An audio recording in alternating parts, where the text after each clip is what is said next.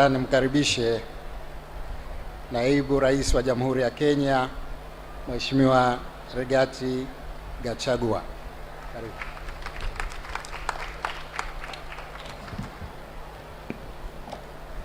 Thank you. Your Excellency Dr. Samia Suluhu Hassan, President of the United Republic of Tanzania, Your Excellency Dr. Hussein Ali Mwinyi, the President of Zanzibar, the Chief Guest, Your Excellency President Yoweri Museveni, the President of Uganda, Your Excellency President Paul Kagame of Rwanda, Your Excellency the Prime Minister of Burundi, all protocols observed.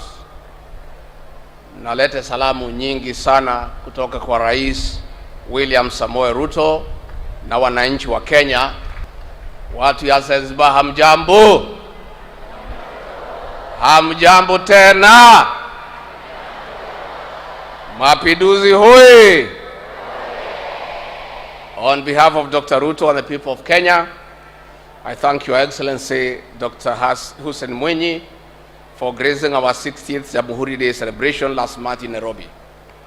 It was not only a kind gesture, but also a confirmation of the sisterhood and good neighborhood that the people of Kenya and the United Republic of Tanzania have enjoyed for decades.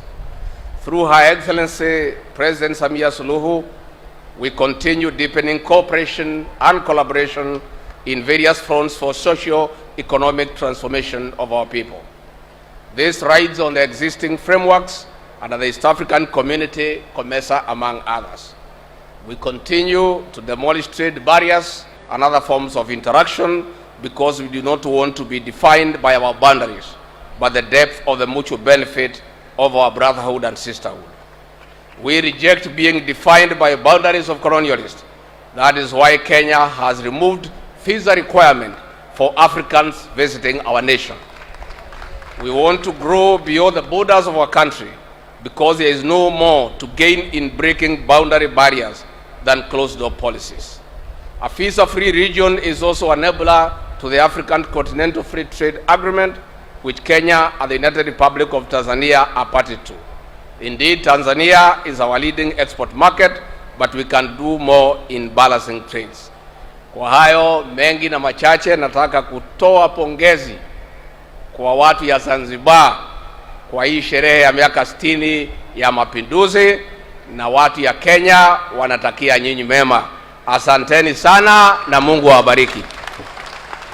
Naomba nimkaribishe kwa salamu Mheshimiwa Paul Kagame, Rais wa Jamhuri ya Rwanda.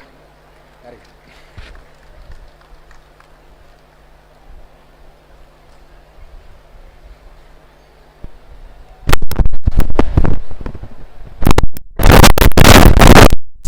Samia Suluhu Hassan, President of the United Republic of Tanzania, Excellency Dr. Hussein Ali Mwinyi, President of the Revolutionary Government of Zanzibar, Excellencies, heads of state and government, former heads of state, other leaders present here representing their countries, Vice President of Kenya, Deputy President Rigathi Gachagua of Kenya, Prime Minister Yoweri of Burundi, distinguished ladies and gentlemen. I'm honored to be with you in Zanzibar to celebrate the 60th anniversary of the revolution.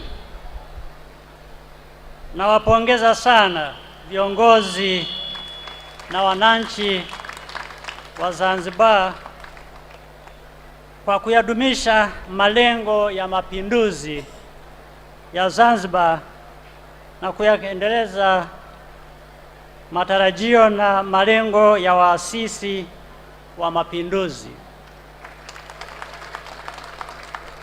On this historic day, we will remember the brave women and men who fought against injustice.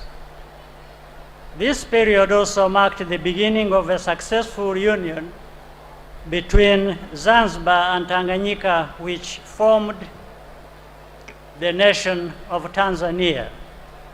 As Africans, this is a proof that we are capable of coming together to solve our own problems, harnessing opportunities that come with that. The accomplishments of Zanzibar and Tanzania are a source of pride for our East African region and our continent. In Rwanda, we also refuse to let our tragic past define who we are as a people. Nothing is impossible when we work together. Hongereni sana kwa kudumisha amani ya nchi yenu. Kwa kufanya hivyo, mumedumu katika dhana ya mapinduzi na mafanikio yenu katika muungano. Ni ushahidi kwamba Waafrika tunaweza kuungana kama ndugu na kama mataifa. Thank you for the warm welcome and hospitality in this beautiful Zanzibar. Once again, congratulations. Asanteni sana, Mungu awabariki.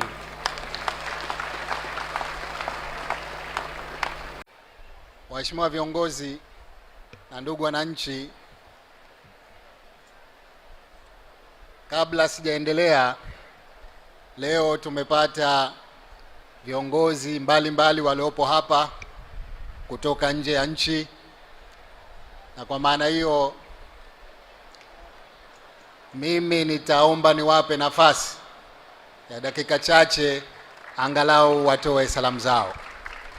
Kwa hivyo naomba nianze na Rais Yoweri Kaguta Museveni, Rais wa Jamhuri ya Uganda, ili aje kutusalimia. Karibu.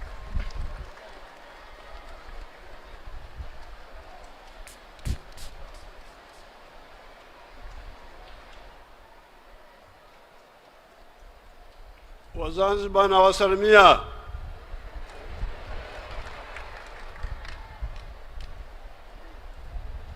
Mheshimiwa Dr. Samia,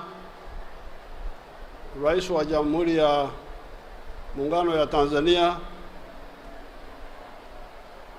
Dr. Mwinyi, Rais wa Zanzibar, na viongozi wengine wa Tanzania,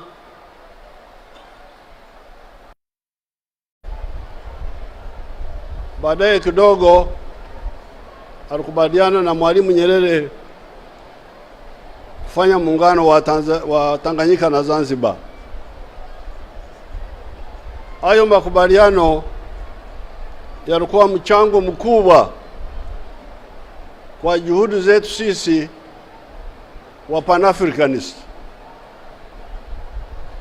kwa sababu sisi tukiongozwa na Mwalimu tunakubali Afrika haiwezi kuendelea bila kuungana.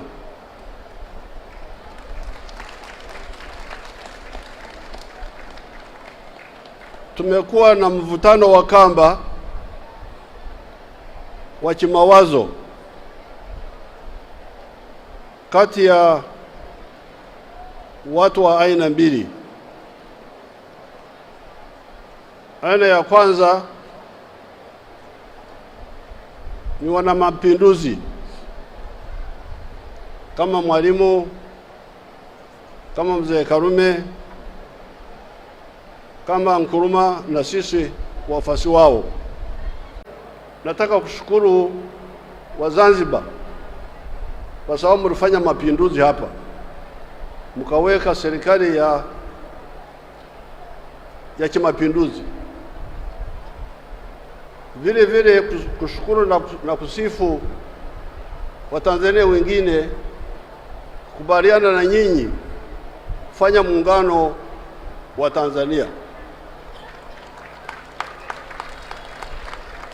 hapo mliweka mchango kwa juhudi zetu sisi ambao tunaamini muungano wa Afrika Mashariki, kwa sababu mlionyesha kwamba inawezekana nchi mbili kufanya muungano. Kwa hiyo nataka kuwashukuru kwa sifu hii miaka yote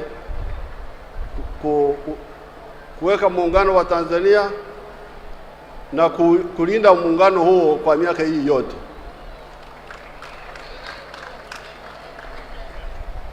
Wakati nilifika kwa uwanja nilijaribu kukumbuka Kiswahili yangu. Nilikuwa sikumbuke vizuri blind kwa Kiswahili, lakini waziri ambaye alinikuta pale akasema kipofu. Mtu ambaye haone ni kipofu. Kwa hiyo nasikia, nimekuwa nasoma kwenye gazeti, kuna Wazanzibar ambao tunasema okweshanya. Okweshanya, nimemuuliza waziri akasema not to support, to resent. I forgot what he told me. Nashangaa hao watu ndani ya Tanzania ambayo hawaunge mkono muungano. Inamaanisha ni vipofu.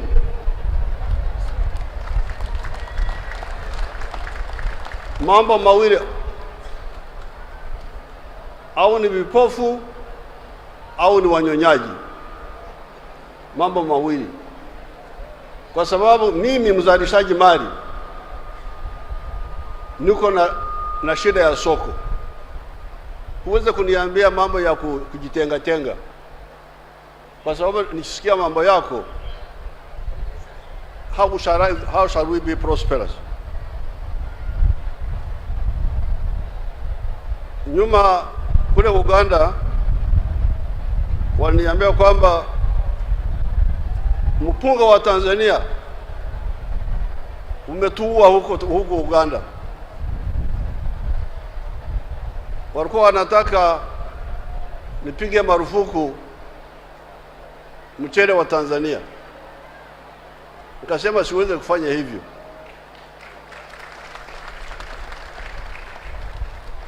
Mimi sio kipofu, kwa sababu kupiga marufuku mchele wa Tanzania kule na kuwa nimefanya dhambi za aina 4. Dhambi ya kwanza, nitalazimisha Waganda wanunue mchele wa bei ya juu kusudu nitetee wale wavivu wangu wa kule who cannot compete. I cannot do that. Hilo ni dhambi la kwanza. Dhambi la pili, huyu Mtanzania ameanza kwa bei ya chini, nitamwekea vikwazo sasa.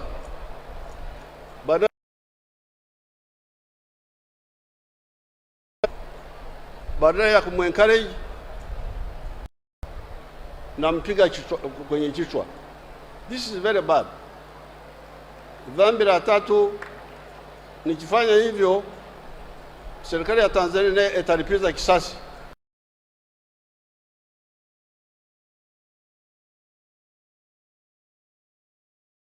Namna hiyo.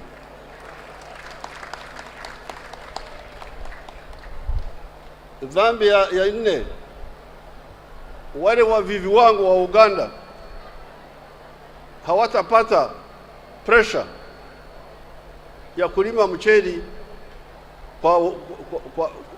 kwa gharama ya chini. They will be protected and just sleep. So therefore, ni vizuri kunialika hapa niweze wana mapinduzi wa Zambia wa Zanzibar ambao walituwekea serikali mpya hapa kutokana na ile ya sultani. Tanzania wote kutuwekea mchango kwenye mechanism kwa kuweka muungano na kumulinda hii miaka yote. Asante sana, Mungu awabariki.